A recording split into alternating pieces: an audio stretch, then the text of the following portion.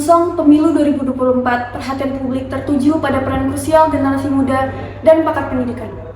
Masyarakat, khususnya generasi muda dan pakar pendidikan, tengah menilai visi misi mana dari masing-masing calon presiden yang dapat menarik perhatian mereka. Bagaimana pandangan mereka terhadap peran masing-masing presiden untuk menyelesaikan isu-isu utama di Indonesia. Kami hari ini menghadirkan berita eksklusif dan sekarang sudah bersama dengan Auriza di lokasi untuk melihat gambaran mendalam. Semua ingin berbuat baik terus tambah besar melanggar aturan. Pemilu akan diadakan pada Februari 2024 mendatang, yang membuat para politisi di Indonesia ini berbondong-bondong, berlomba-lomba untuk menggait suara terbanyak.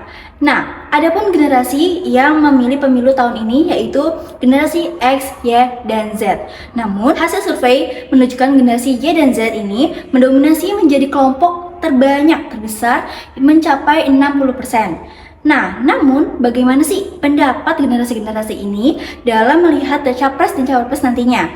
Nah, saat ini saya berada di Universitas Pertamina. Saya akan bertanya kepada salah satu mahasiswa dan dosen di sini mengenai pemilu 2024 mendatang. Halo kakak, namanya siapa? Dari prodi apa? Halo, nama aku Natania, dipanggil Nathan, dari prodi Kimia. Oke, Kak Nathan usia berapa nih sekarang? Usianya 21 tahun.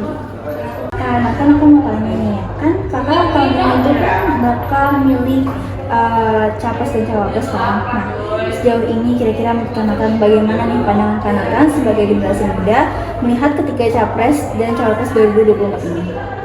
Aku sebagai generasi muda kan lihat tiga pasangan itu mereka tuh punya tiga gagasan ide yang beda-beda, terus tapi juga bagus ya. Terus habis itu kita sebagai generasi muda jadinya kan harus lebih concern ke proker kerja dari masing-masing tiga pasangan itu, yang mana yang bisa mencapai tujuan Indonesia Emas yang 2045. Oke. Nah, kalau menurut Kak Nathan, apa yang jadi pembeda dari pemilu tahun sebelumnya sama tahun ini? Kalau pemilu di tahun sekarang ini kan ada 3 paslon, terus jadinya banyak kan gagasannya, jadi kita bisa lebih seleksi lagi. Terus abis itu di periode ini politiknya tuh kreatif, terus juga ada calon-calon dari mana, salah satunya itu anak muda kan, masih muda gitu.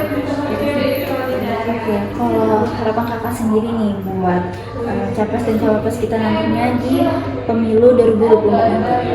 Harapannya untuk capres dan cawapres untuk 2024 ini semoga bisa memegang amanahnya, semoga program kerjanya terlaksanakan, terus menjadi Indonesia yang bakal maju. Baik, saya Suharti dari Prodi Kimia. Oke, sini saya mau tanya-tanya sedikit tentang pemilu 2024 nanti. Nah, menurut Ibu nih, pandangan Ibu melihat ketiga capres dan cawapres ini bagaimana?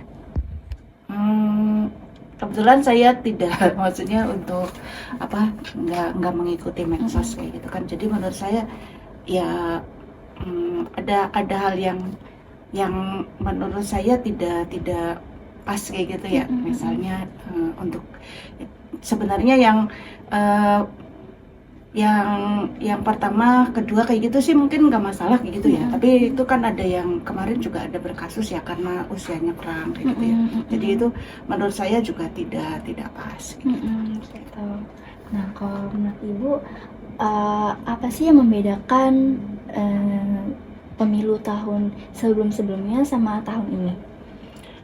Sepertinya sekarang didominasi oleh penguasa gitu. Oh gitu. Iya, jadi mereka itu maksudnya menentukan siapa yang mau dipilih kayak gitu, itu penguasa yang menentukan kayak gitu. Nah, sebenarnya ya itu kayak agak tidak fair aja gitu. Oh, kalau begitu ya Bu, harapan Ibu nih kalau misalkan nantinya capres dan cawapres kita untuk Indonesia yang lebih maju itu seperti apa? Seperti menurut saya sih presiden gitu ya, presiden yang bisa mengatur, maksudnya yang tahu strategi bagaimana mengatur supaya kita bisa